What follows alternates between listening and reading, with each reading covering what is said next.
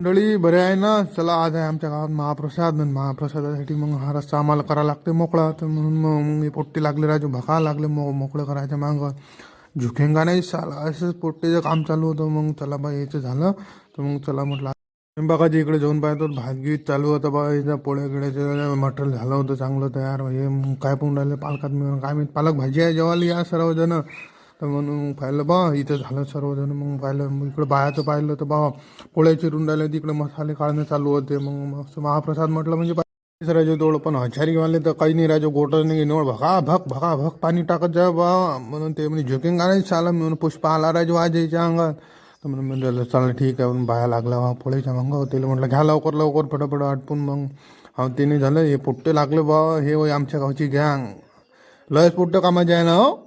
हो भल्ले खस कापून राहिले. म्हणून चला ठीक आहे ते म्हणे भूक लागली राजे चला म्हटलं नाश्ता करून घ्या. मग पोळीचा नाश्ता केला आम्ही केलं. मग चला आंघोळ गिंघोळ करून माणूस आला इकडे पालखी गिलकी निघाली होती. चला म्हटलं ठीक आहे निघाली तर आपण चला घ्या.